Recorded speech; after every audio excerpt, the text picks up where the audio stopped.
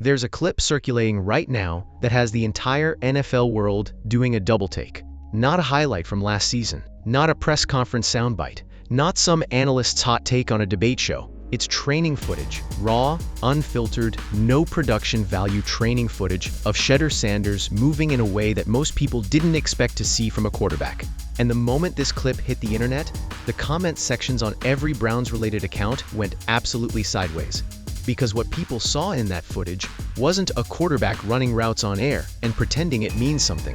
What they saw was a young man running sprint mechanics, resistance drills, and first-step explosion work at a level you'd expect from a track athlete or an NFL cornerback, not a pocket passer trying to hold on to a starting job. And here's the part that should make every single person watching this video pay very close attention. While every insider, every analyst, and every sports radio host in the country has been spending their time debating whether Deshaun Watson or Shedeur Sanders is going to be the Cleveland Browns' starting quarterback in September, Shedeur Sanders himself has apparently already decided that the debate is a waste of his time, because instead of talking, he went to work. And what he's been building this offseason might just make every single one of those debates completely irrelevant by the time training camp opens and pads go on for the first time. Before we get into everything, I want you to do something for me right now. Drop a comment right now. Before you hear another word of this video, tell me who you think wins this quarterback competition, Watson or Shedeur. Don't overthink it. Don't wait until the end. Just go with whatever your gut is telling you at this exact moment. Before going further, if you're enjoying this video, don't forget to smash that subscribe button. It really helps us keep bringing you the content you love. Share this video with your friends so they don't miss out on all the drama and excitement. And then I want you to come back after we've gone through everything and tell me honestly whether you still feel the same way. Because I promise you, by the time we're done here, at least a few of you are going to feel very differently about this situation than you do right now. The evidence is stacking up in a direction that a lot of people aren't ready to accept yet. And we're going to go through all of it, piece by piece, layer by layer, until the full picture is sitting right in front of you with nowhere left to hide. Let's start with what actually happened, because the details matter, and most of the coverage has been surface level at best. The footage that surfaced shows Shedeur working alongside what appears to be a high-performance speed and conditioning group. And when I say speed and conditioning, I'm not using that term loosely.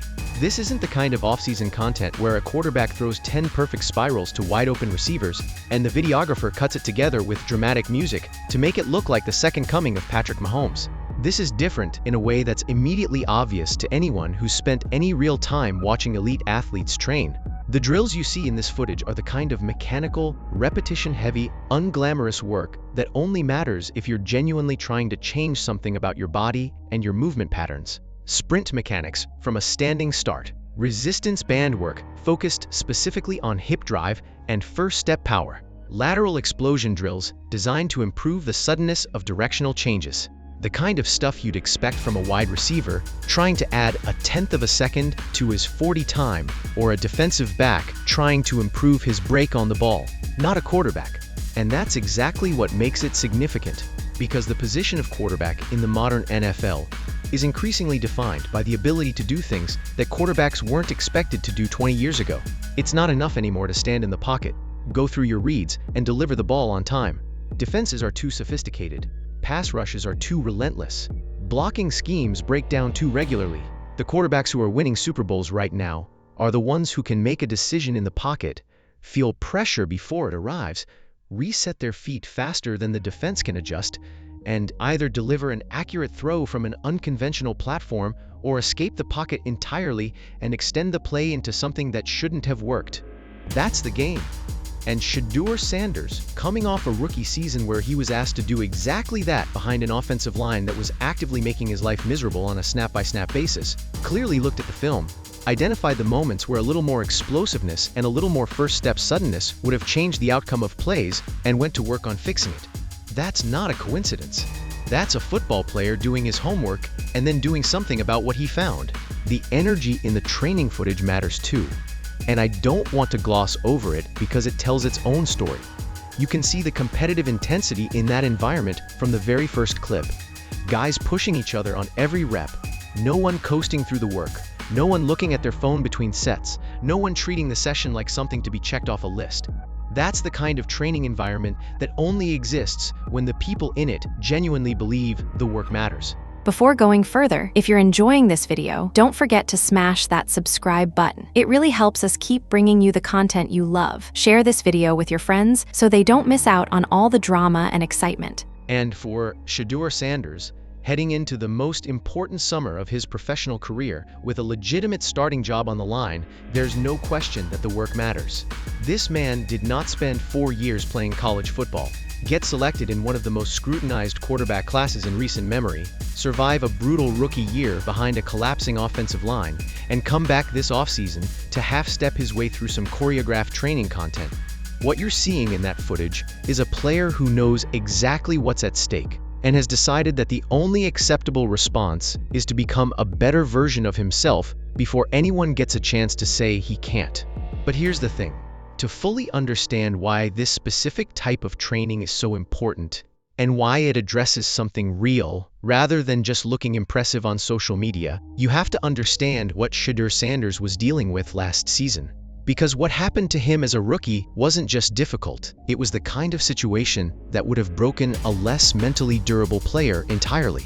Let's talk about the offensive line situation in Cleveland last year, because I genuinely don't think most people who weren't closely following the Browns understand how bad it actually was. Not bad in the way that gets thrown around casually when a team loses a few games. Bad in the way that makes offensive line coaches lose sleep. Bad in the way that shows up not just in sack totals, but in every single advanced metric that measures how well a quarterback is being protected on a snap-by-snap basis. This was a unit that was falling apart at multiple positions simultaneously.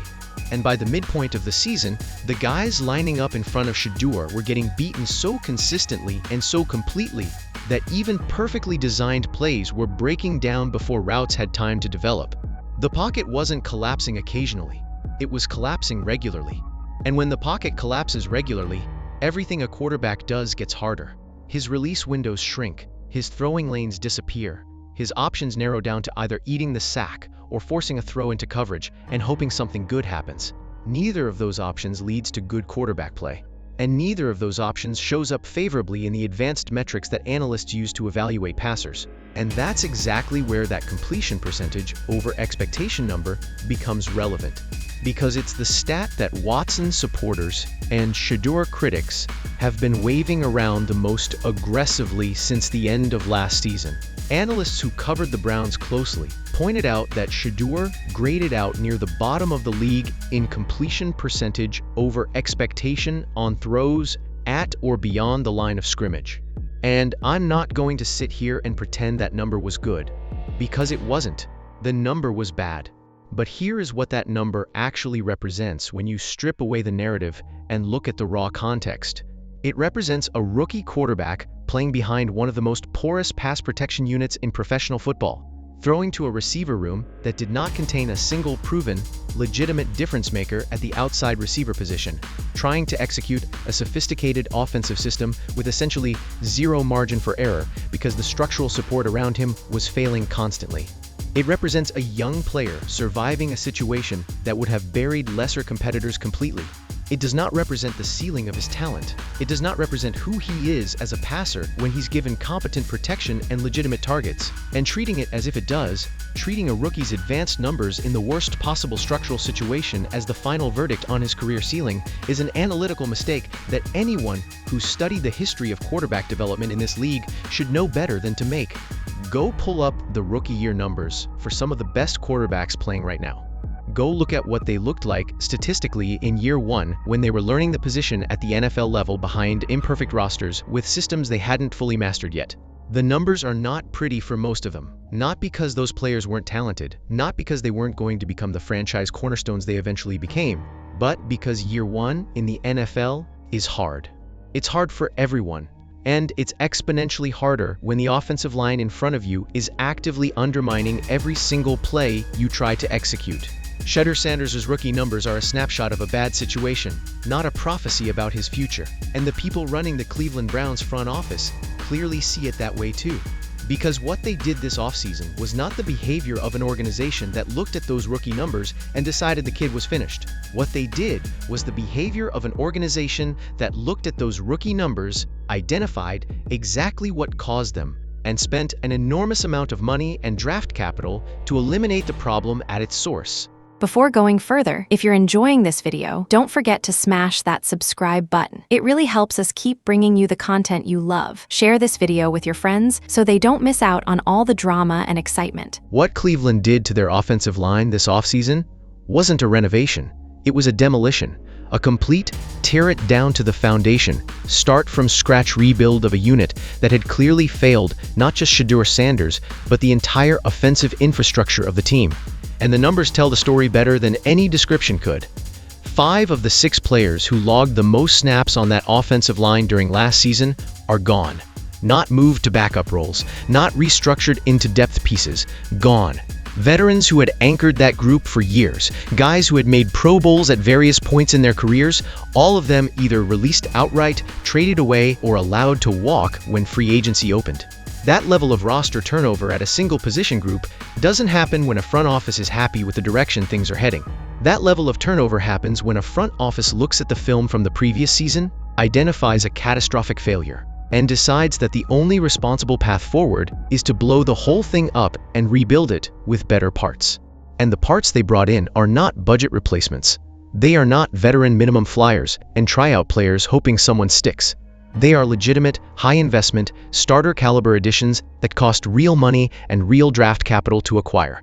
Start with the right tackle, because that's where a lot of pass protection lives and dies. Cleveland traded for a starting-caliber tackle who has spent his career as a disciplined, technically sound pass protector. The kind of lineman who doesn't make highlight plays, but also doesn't give up the kind of uncontested speed rushes that end up as sack videos on social media. Reliable, experienced, exactly what a young quarterback needs on his blind side when the defense is sending everything it has. Then in free agency, they went out and committed tens of millions of dollars in guaranteed money for a guard who profiles as one of the most athletically gifted players at his position in the entire league. We're talking about a player with the kind of movement skills and lateral quickness that offensive line coaches specifically covet because they translate directly into both run game success and pass protection versatility. The kind of player who can mirror pass rushers across a wide arc and then get to the second level in the run game on the same play. They paid real money for him because real money is what it costs to get that kind of player. The interior of the line got addressed at center and guard too. Cleveland added a veteran who has played at a Pro Bowl level before, a player specifically acquired because Todd Monken wants him anchoring the middle of that offensive line and providing the kind of leadership and technical experience that young offensive lines desperately need when they're trying to gel quickly. And then came the moment that really told you everything you needed to know about where this front office's priorities actually were. With one of the 2 first-round picks this franchise had accumulated, Cleveland selected a tackle out of a major college program who was essentially untouchable during his final season. Almost 0 pressures allowed, 0 sacks surrendered the entire year. Not one time did a pass rusher get through him cleanly enough to touch the quarterback, and he walked away from that college season with the most prestigious individual award given to offensive linemen in the sport. A player of that caliber, drafted with that high of a pick at that position, sends an unmistakable message about what this franchise is building and who they're building it for. They weren't done after that. Later in the draft, they doubled back and added more offensive line depth, bringing in a tackle and a center to fill out the room and create genuine competition at every position along the front 5. And it wasn't just the offensive line that got the complete overhaul treatment. The receiver room went through its own transformation, because a quarterback can only do so much when the players he's throwing to aren't creating separation and aren't forcing defenses to genuinely respect them. Cleveland added proven, established pass-catching talent in free agency to pair alongside the tight end who already broke out last season as one of the genuine few bright spots on an otherwise struggling offense. They drafted rookie receivers with legitimate speed and the ability to create separation at the professional level. players who will force defensive coordinators to actually game plan around them instead of being able to ignore them the way opposing defenses could largely ignore Cleveland's receiver room last season. So instead of Shedeur dropping back and scanning a field where every option is contested, and no defensive back is genuinely afraid of getting beat deep, he's now looking at real weapons, real mismatches, real reasons for defensive coordinators to lose sleep on Saturday nights before Cleveland games. That changes the entire calculus of what a quarterback is being asked to do on every single passing down. And here is the question I want every single person who's been pushing the Watson narrative to sit with for a long moment. If the Cleveland Browns front office had already decided that Shedeur Sanders wasn't the answer, why would they spend 2 first-round picks worth of resources and tens of millions of dollars in guaranteed free agency money specifically to fix the exact problems that made him look bad as a rookie? Organizations do not build fortresses around quarterbacks they're planning to discard. Front offices do not invest at that level to create the perfect environment for a player they've already written off. The investment itself is the most honest thing this franchise has done all offseason, and it is screaming loudly and clearly that the people making the decisions in that building believe Shedeur Sanders is worth protecting. Now let's talk about Deshaun Watson. And I want to be genuinely fair here, because fair analysis requires acknowledging both sides of an argument, even when one side is significantly stronger than the other. At his absolute peak, Deshaun Watson was one of the most thrilling, most dangerous, most complete dual-threat quarterbacks this league has seen in the modern era. What he did in Houston, particularly during the 2020 season before things fell apart organizationally, was legitimately special. The arm talent was real. The improvisational ability was real.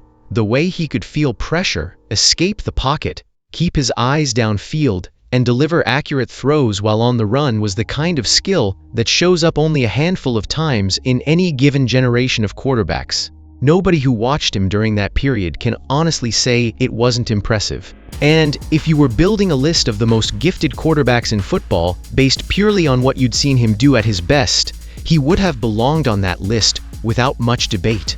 But that peak was not recent. That peak was not in Cleveland. And that peak has been followed by a series of events both on and off the field that have fundamentally changed what Watson represents as a football player and what betting on his return actually means for any organization willing to take that bet. Let's start with the contract, because it's impossible to have an honest conversation about this situation without confronting the financial reality directly. Watson signed a fully guaranteed contract worth $230 million.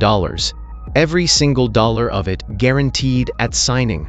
And Cleveland gave up 3 first-round picks to acquire him from Houston in the first place, meaning the total investment when you factor in the draft capital was staggering enough to reshape this franchise's trajectory for years.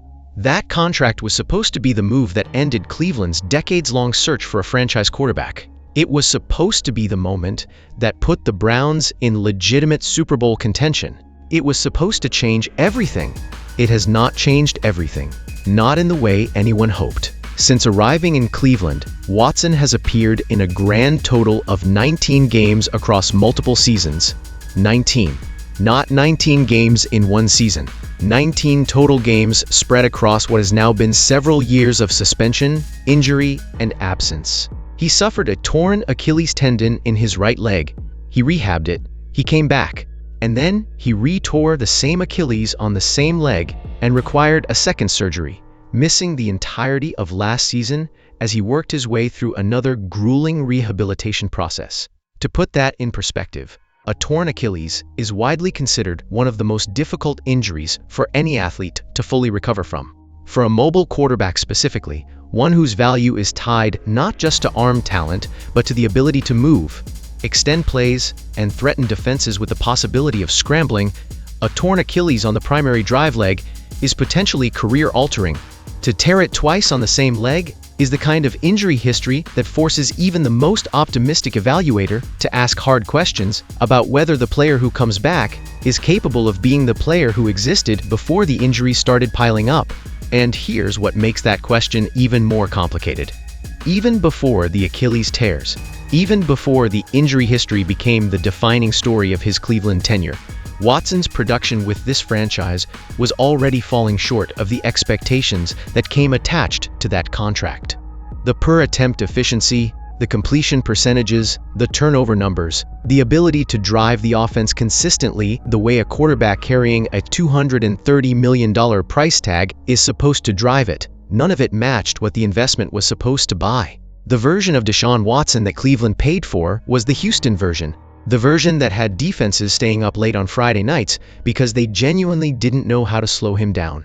That version of Watson and the version currently trying to prove his legs still work after double Achilles reconstruction are not the same player.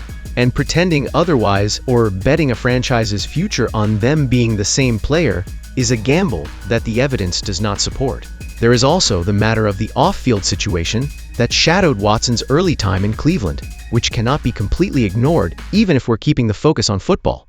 Numerous civil lawsuits were filed against him. Significant allegations surfaced. An NFL investigation led to a suspension that kept him off the field for an extended period and created an organizational distraction at a time when the Browns needed stability above everything else. The details of those situations have been covered extensively elsewhere and will be litigated by others, but the reality of their impact on Watson's ability to simply play football consistently in Cleveland, to build continuity with teammates and coaches, and to develop the kind of rhythm that quarterbacks need to perform at a high level, that impact was real and measurable. It cost him time, it cost him reps, and in the NFL, where continuity and accumulated experience are among the most valuable things a quarterback can have, every lost rep and every disrupted season matters. So when people talk about Watson having an advantage in this competition because of his experience and his contract size, I need everyone to be honest about what that experience actually looks like. It looks like 19 games, multiple surgeries, a lengthy suspension, and per-attempt numbers that didn't match the price tag even before the injuries made everything worse. That's not a position of competitive strength. That's an organization searching for reasons to justify an investment that hasn't delivered. Here's where the conversation shifts from speculation to something more concrete. Because while outsiders are debating, and anonymous insiders are pushing competing narratives, and sports radio hosts are arguing about contract sizes and sunk costs, the people who actually work with these two quarterbacks every single day have been saying things that paint a very specific picture. And that picture is not ambiguous. It does not split evenly down the middle. It leans clearly and consistently in one direction. Shedeur Sanders' own quarterback coach, the man whose entire professional responsibility is to evaluate and develop this young player on a daily basis, reportedly spoke openly about being blown away by how much Shedeur's understanding of the field has grown since last season. And the important detail about that quote is the context in which it was delivered. This wasn't a prepared statement designed to generate positive headlines. This wasn't a media day performance where coaches say nice things about all their players because it's expected of them. This was a position coach speaking candidly about what he's observing in real time, in the film room, in the meeting room, on the practice field, in the walkthroughs where nobody outside the building is watching. He talked about processing speed, about seeing protections before they develop, about diagnosing defensive coverage from the line of scrimmage in a way that simply wasn't present last year. Those are not cosmetic improvements. Those are fundamental, foundational quarterback skills, and hearing that they've developed to a noticeable degree in a single offseason is the kind of thing that should make everyone paying attention sit up a little straighter. Todd Monken, the head coach, has been even more direct. When asked about Shedeur's development heading into this training camp, Monken didn't give one of those carefully constructed non-answers that coaches use when they want to avoid creating controversy. He didn't say something vague about all his guys working hard and everyone improving. He spoke specifically about growth that he started noticing as far back as January and February, growth that carried through into the organized team activities in May. And he used a word that head coaches almost never volunteer publicly when talking about their players. He called the growth phenomenal, his word, not a paraphrase, not a reporter's interpretation. The man who runs the entire building, who sets the culture, who makes the final decision on who starts in week 1, looked into a microphone and described his young quarterback's development as phenomenal. That word means something. Coaches choose their words around the media carefully, especially when those words are going to get clipped and replayed and analyzed by every football reporter covering the team. The fact that Monken chose that specific word, without prompting, without anyone asking him to put a positive spin on things, tells you something real about what he's actually seeing. And it's not just the coaches inside the building who've taken notice. ESPN's Field Yates, one of the more plugged-in and credible voices covering the NFL as a whole, said something a few weeks back that I think deserves to be quoted directly rather than paraphrased. He called this the truest quarterback competition in the entire NFL this offseason. Not one of the most interesting, not one of the more compelling storylines, the truest, meaning the one where the outcome is least predetermined by factors outside of actual performance. And his explanation for why was sharp. He pointed out that most teams, even when a younger player outperforms a veteran in training camp, will still default to the experienced player when the season starts. It's the safer political move. It protects the organization from the heat that comes with benching a big-name veteran in favor of an unproven young player. Cleveland, Yates argued, doesn't have that kind of wiggle room, and importantly, doesn't seem to want it. Whoever plays better is supposed to get the job. Full stop. No politics, no reputation tax, no loyalty payments for past performance. Best player wins. In a league where politics and contract considerations influence roster decisions constantly, that kind of stated commitment to pure meritocracy is genuinely rare. And it benefits exactly the kind of player who's trending upward rather than the kind of player whose best performances are years in the rearview mirror. There's also been something coming out of the locker room itself that I think is more revealing than any of the insider reports floating around the media. A rookie receiver on the Browns, a player who is in those meeting rooms and on those practice fields every single day watching both quarterbacks work, was asked directly about the competition. And instead of giving a carefully political answer designed to avoid creating drama, he spoke honestly. He talked about both quarterbacks being great teammates and great people. He described the entire roster as competing hard for their jobs. And then he said something that stuck with me. He described the competition as fascinating to watch and said he genuinely wasn't sure how it was going to play out. That is not the language of a player who sees one quarterback running away with the job.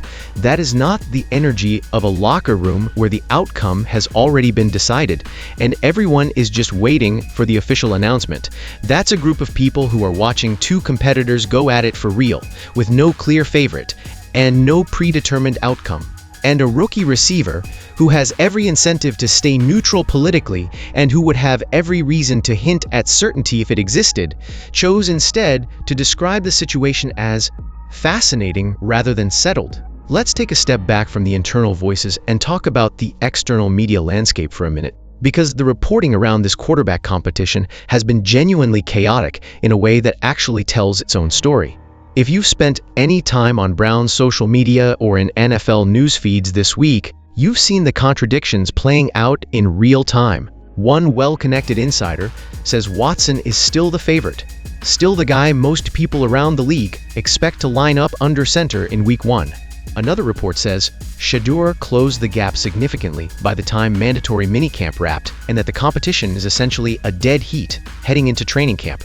A third wave of coverage suggests Watson had the early lead out of the organized team activities, but that Shedeur made a strong push in the final stretch of the spring schedule. 3 different narratives, 3 different versions of reality, all from reporters who are presumably talking to people with genuine access to the situation. And they can't agree on the most basic facts about where this thing stands. Here's what that actually means. And I think it's more significant than most people are treating it. When 3 separate camps of well-sourced reporters are giving you 3 completely incompatible versions of the same quarterback competition, the most likely explanation is not that one of them has cracked the truth and the others are just wrong. The most likely explanation is that nobody outside that building in Berea actually knows with certainty where this thing stands right now. And that's not a knock on the reporters. Reporters can only report what their sources tell them. The knock, if it belongs anywhere, belongs on the anonymous sources themselves, who are apparently telling different people different things depending on their own agendas and perspectives. But more importantly, the fact that the competition is this sealed off from outside knowledge tells you something directly about how Todd Monken is running this evaluation. He is not leaking. He is not signaling preferences through intermediaries. He is not letting anyone outside that building know which direction this is heading, and he's doing it deliberately.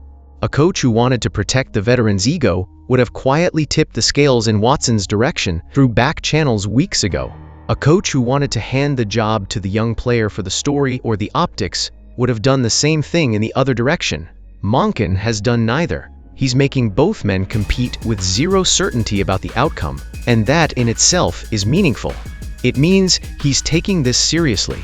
It means both quarterbacks are genuinely in this thing. And it means the competition is going to be decided on a practice field and a preseason field in real time, not in a meeting room where a decision was already quietly made months ago. The stat line that keeps getting recycled in these debates is worth addressing one more time as well, because I want to make absolutely sure the context is clear. Critics of Shedeur Sanders have been pointing to his completion percentage over expectation metric as proof that his accuracy issues are fundamental rather than situational. And look, I understand why analysts gravitate toward advanced metrics. I use them myself. They can tell you things about a player's performance that basic stats obscure. But advanced metrics are only as useful as the context you apply to them. Completion percentage over expectation measures how often a quarterback completes passes relative to how often a model predicts those passes should be completed based on factors like distance, coverage, and weather. What the model cannot fully account for is the quality of the protection a quarterback is receiving or the separation his receivers are generating. When a pocket collapses before a route has time to develop, a quarterback's options become limited in ways that the completion percentage over expectation model doesn't cleanly capture. He's forced to throw shorter, safer, less optimal routes, or he takes a sack, or he makes a desperate throw into tight coverage because there's nowhere else to go. All of those outcomes drag the number down in ways that have nothing to do with the quarterback's accuracy or decision-making under normal circumstances. Shedeur Sanders' CPOE number as a rookie was a reflection of an offensive system being executed under abnormal circumstances, treating it as a baseline for his future performance. When the circumstances are about to change dramatically, is bad analysis dressed up as objective evaluation. Here's the angle on this story that I genuinely believe is being underreported, and I think it's potentially the most important factor in determining how this competition actually resolves. The timeline, the evaluation window, the specific structure of when and how Todd Monken is going to make this decision.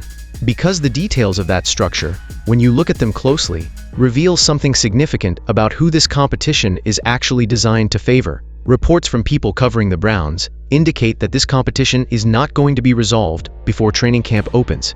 It's not going to be resolved in the first week of camp. It's not going to be resolved after a few days of padded practice. The expectation from multiple credible sources is that Monken wants this evaluation to run deep into training camp and to extend through at least the first 2 preseason games. Cleveland opens their exhibition schedule on the road and then comes back home for a second preseason contest before the real games begin, which means Monken's stated or implied intention is to have both quarterbacks take competitive snaps against other teams' defenses, against real pass rushes, against real defensive schemes, against real physical contact, before he commits to a starter. Think about what that tells you. A coach who had already made up his mind about this quarterback situation would have zero reason to extend the evaluation process into preseason games. There is no political or organizational benefit to dragging this out if the outcome is already determined. Preseason games create injury risk for both players. They create media circus conditions where every incomplete pass gets dissected and every interception gets turned into a 3-day news cycle. A coach who was just managing perceptions and going through the motions of a competition to satisfy reporters would have quietly signaled the answer through camp performance and moved on. Monken is not doing that. He wants real football, live bullets. Another team's defensive coordinator trying to confuse these quarterbacks with disguised coverages and creative blitz packages.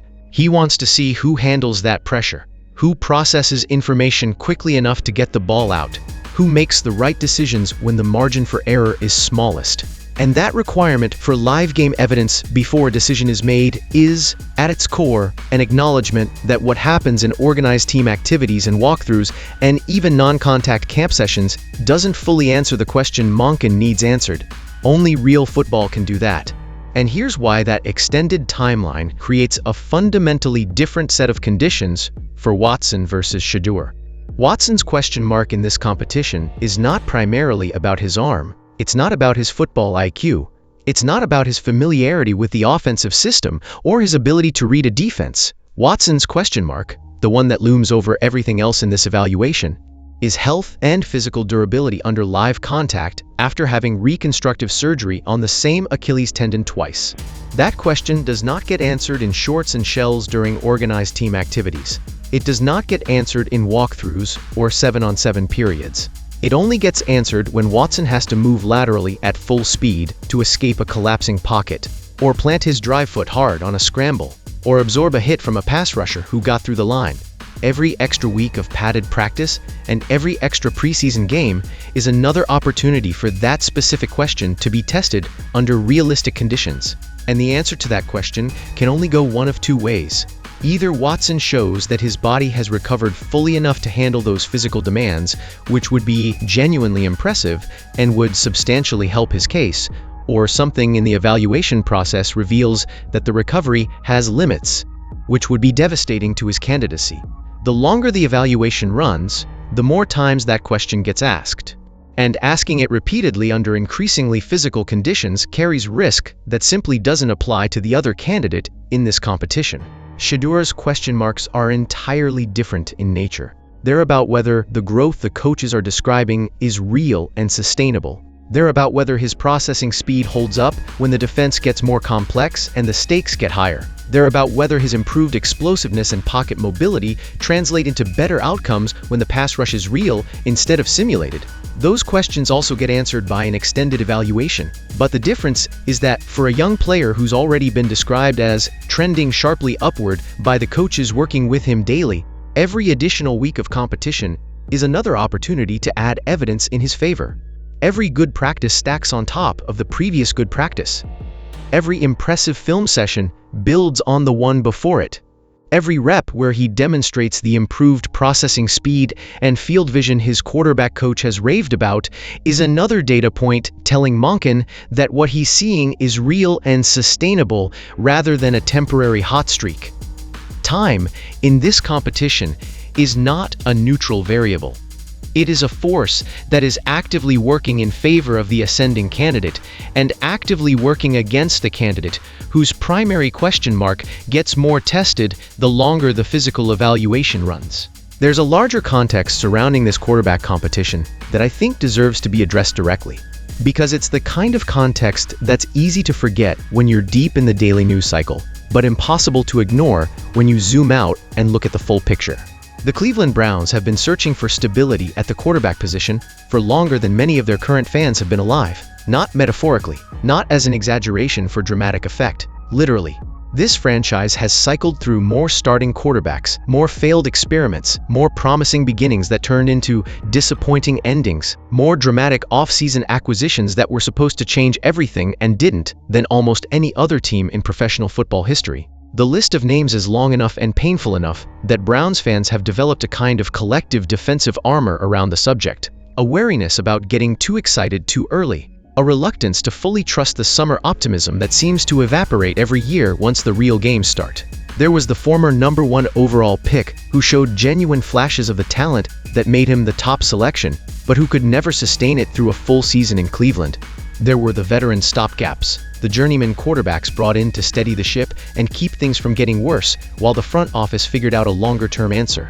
There were the high draft picks that didn't develop the way anyone hoped and were eventually moved on from without the expected return. And then came the Watson acquisition, the biggest and most aggressive move Cleveland had ever made at the quarterback position, the one that cost 3 first-round picks and $230 million fully guaranteed dollars, and was supposed to end the search once and for all.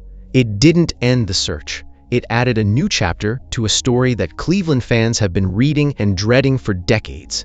And that history is the reason this current competition carries a weight that extends well beyond the football analysis. This isn't just about whether Watson or Shedeur is the better option for the 2025 season. This is about whether Cleveland can finally get the quarterback question right, whether the cycle of hope and disappointment can actually be broken this time, whether the investment in the roster around this position, which is genuinely significant and genuinely impressive, can finally be paired with the right player at the most important position to produce the kind of sustained success that has eluded this franchise for so long. Browns fans understand that weight better than any fan base in the league. They've felt it in their bones through every false start and every broken promise.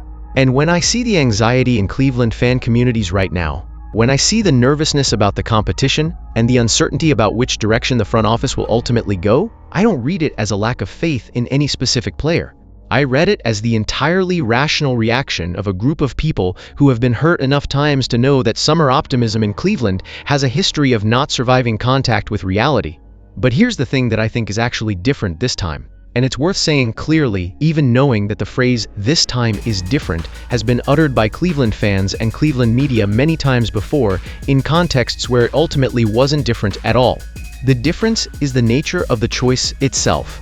Every previous crossroads moment for Cleveland at quarterback was a choice between options that carried significant uncertainty on both sides. This one is a choice between a veteran whose best years and best health are genuinely behind him and a young player who is actively, measurably, coach-verifiably improving with one of the most substantially upgraded surrounding rosters this franchise has built in years. That's not the same choice Cleveland has faced before. It's a cleaner choice. It's a choice with a more obvious right answer. Whether the people making the decision have the courage to make it clearly and quickly, without letting contract size and sunk cost thinking cloud their judgment, that's the real question hanging over this entire competition.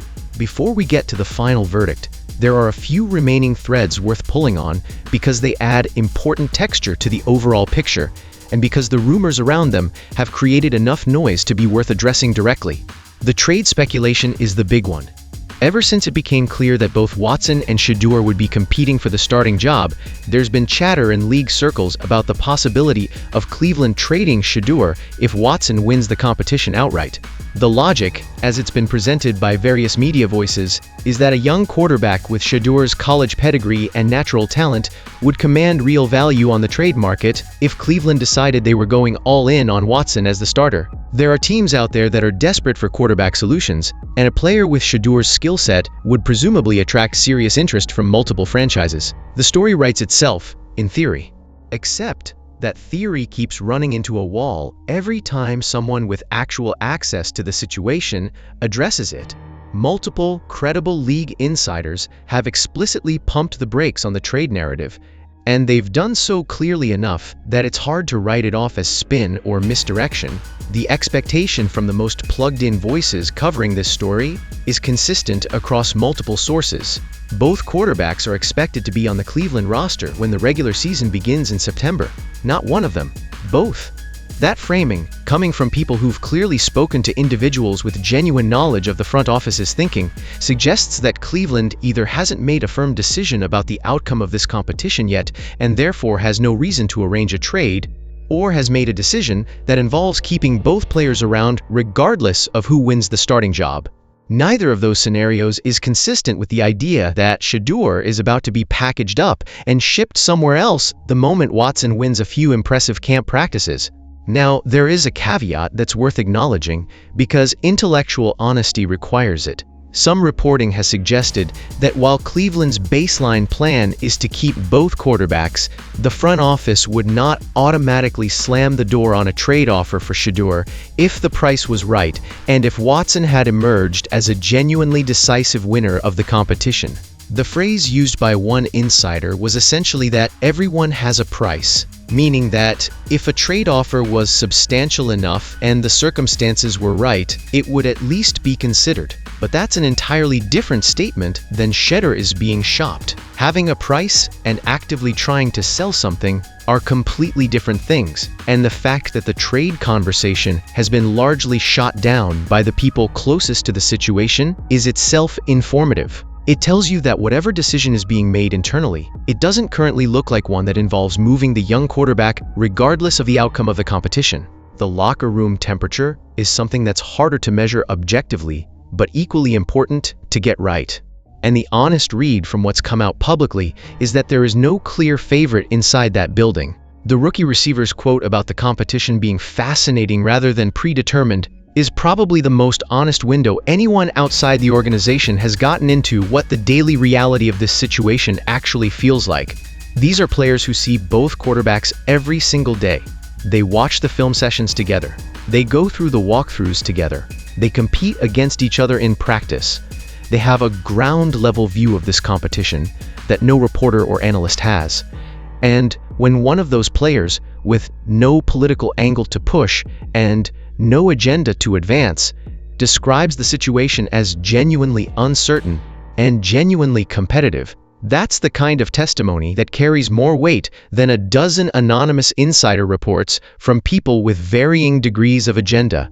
The locker room doesn't know, the coaches are keeping the decision close, and Monken's entire approach to this evaluation has been designed to prevent anyone from getting comfortable with a predetermined outcome. Let's stack it all up now, because that's ultimately what this entire conversation has been building toward. Not a vague, it could go either way conclusion designed to avoid controversy. A real, honest, evidence-based assessment of where this competition stands and where it's headed. Here's what we know for certain, separated from what's being speculated about, and followed by the honest conclusion that the evidence supports. We know that Shedeur Sanders has spent this offseason doing elite-level speed and explosion training that directly targets the specific physical vulnerabilities that got exposed during his rookie year. That's not speculation. The footage exists. The training is real. The focus on first-step quickness and pocket mobility is a direct response to identifiable weaknesses from his own film. We know that the Cleveland Browns front office completely gutted and rebuilt the offensive line around him, spending first-round draft capital, tens of millions in guaranteed free agency money, and trade assets to transform the unit from one of the worst in the league into a group that profiles as legitimately competitive. We know that the receiver room was upgraded substantially as well, giving Shedeur real weapons and real mismatches to work with for the first time in his professional career. We know that his own position coach described his development in terms that go well beyond polite encouragement, speaking candidly about genuine, measurable growth in processing speed and field vision.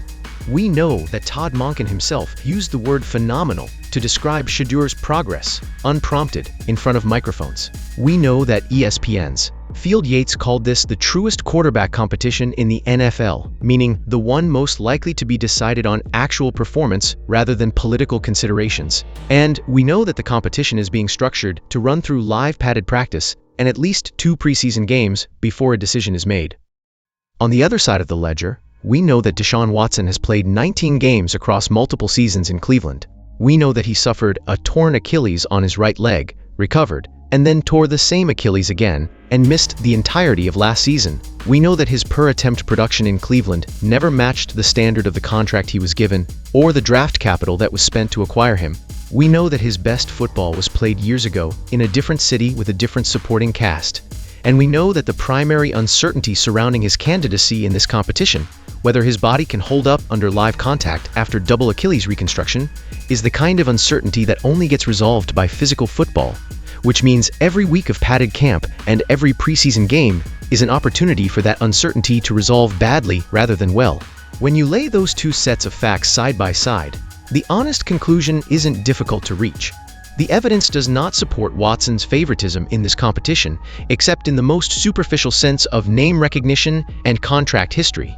The evidence does support Shedeur's candidacy in almost every dimension that actually matters for predicting who is the better quarterback right now and who is the better investment for the future of this franchise. He is younger, he is healthier, he is demonstrably improving. He is supported by a rebuilt roster specifically designed to give him a fair chance to succeed. His coaches are raving about his growth in terms they don't use lightly.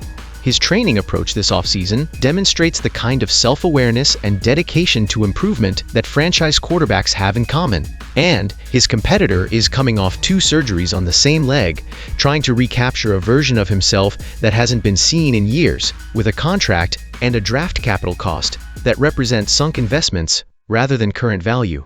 The prediction is Shedeur Sanders. Not because it's a better story. Not because the underdog narrative is more appealing. Not because there's some bias toward the younger player. Because when you assess the actual evidence clearly and honestly, without letting the noise of competing anonymous reports cloud the picture, the evidence points in one direction. Shedeur Sanders is going to win this quarterback competition and be under center for the Cleveland Browns in Week 1. And when he is, every dollar spent on the offensive line rebuild and every draft pick committed to upgrading the receiver room is going to look like exactly what it was: a franchise betting on its future rather than renting the illusion of its past. Here's the thought I want to leave you with, because I think it applies to this situation, but also extends well beyond it. In professional football, there's a fundamental tension between what organizations have already paid for and what actually gives them the best chance to win. Sunk cost thinking, the tendency to keep investing in a decision because of how much was already spent on it, has ended more promising franchise rebuilds than almost any other single factor. The temptation to justify a $230 million contract by handing the starting job to the man holding it, regardless of whether the current evidence supports that decision, is real. It's human, it's understandable, and it is one of the most reliable ways to make a bad situation worse while convincing yourself you're being responsible and prudent. The Cleveland Browns have a rare opportunity right now. They have a young quarterback who is actively improving, who has been given a legitimately upgraded supporting cast for the first time in his professional career, and whose coaches can't stop talking about his development without anyone asking them to. They have a head coach who has designed an evaluation process specifically structured to cut through the noise and find the real answer rather than the politically convenient one. And they have a moment in their organizational history where choosing correctly at the quarterback position could genuinely change the trajectory of the franchise in a way that the previous big swings at the position simply did not deliver. The question is whether the people making the decision can see what the evidence is showing them clearly enough to make the right call without flinching, whether they can look past the contract size and the name recognition and the sunk cost of past decisions and simply follow where the actual football evidence is pointing. Because that's ultimately what this competition is about. Not Watson versus Shedeur as personalities, not rookie pedigree versus veteran experience as abstract concepts. It's about which quarterback gives this franchise the clearest path forward. And every piece of evidence we've gone through today, from the training footage to the roster rebuild, to the coach quotes, to the competition structure, to the trajectory of each player's career, is pointing in the same direction. The future is the young man doing sprint drills in the summer heat because he decided that talking about winning the job wasn't enough, and he needed to go earn it. Now here's what I need from you. Go back to that comment you left at the beginning of this video, the one where you picked Watson or Shedeur before you had any of this information. Do you still feel the same way? Did the evidence move you? Did it lock you in even tighter? Or did it give you a reason to reconsider something you thought you already had figured out? Whatever your answer is, drop it in the comments right now, because that conversation is the one I'm most interested in having today. And if you want to stay on top of every development in this quarterback competition as training camp opens and the real evaluation begins, make sure you're subscribed and that notification bell is on, because this story is only getting started, and every twist and turn between now and Week 1 kickoff is going to matter more than anything that's happened in Cleveland's quarterback room in a very long time. If you're enjoying this video, don't forget to smash that subscribe button. It really helps us keep bringing you the content you love. Share this video with your friends so they don't miss out on all the drama and excitement.